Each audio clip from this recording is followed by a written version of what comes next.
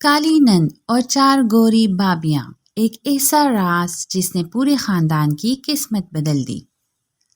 جس دن چاروں بھابیوں نے اپنی سانولی نند کو گھر سے نکالنے کی سازش کی، انہیں ذرا بھی اندازہ نہیں تھا کہ اگلی صبح ایک راز سامنے آئے گا جو ان کی زندگی ہمیشہ کے لیے بدل دے گا۔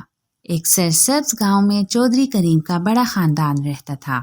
ان کے 4 بیٹے، 4 بہویں اور ایک سب سے چھوٹی بیٹی زینب تھی۔ زینب کا رنگ سانولا تھا، لیکن اس کا دل محبت، عزت اور خلوص سے بھرا ہوا تھا۔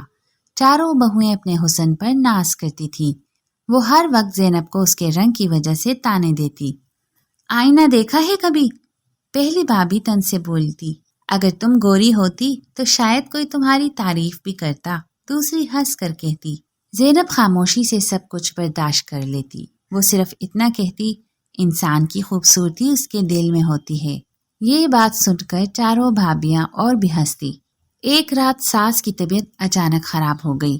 چاروں بہویں اپنے کمروں میں آرام کرتی رہیں، مگر زینب پوری رات اپنے ماں کے سرہانے بیٹھی رہی، دوا دی، پانی پلایا اور صبح تک جاگتی رہی۔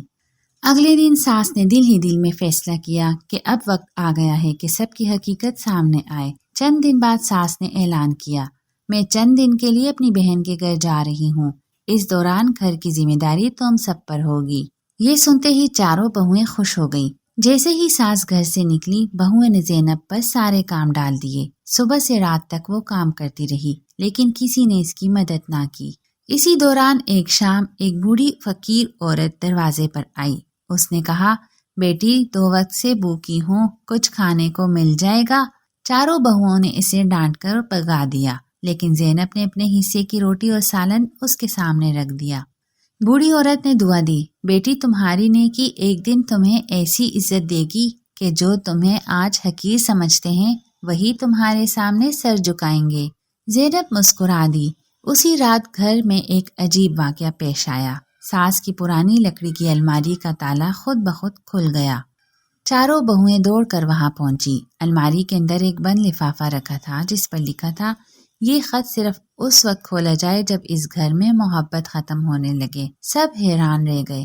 اتنے میں ساس بھی واپس آ گئی۔ اس نے سب کے سامنے لفافہ کھولا۔ اندر ایک خط تھا۔ اگر تم یہ خط پڑھ رہے ہو تو سمجھ لو کہ اس گھر میں کسی کے ساتھ ناانصافی ہو رہی ہے۔ یاد رکھنا، میں نے اپنی زندگی کے سب سے قیمتی چیز اس شخص کے نام کی ہے، جو سب سے زیادہ صبر، محبت اور خدمت کرے گا، نہ کہ اس کے نام جو سب سے خوبصورت ہو۔ چاروں بہوؤں کے چہروں کے رنگ اڑ گئے۔ ساس نے کہا، پچھلے کئی مہینوں سے میں سب کو دیکھ رہی تھی۔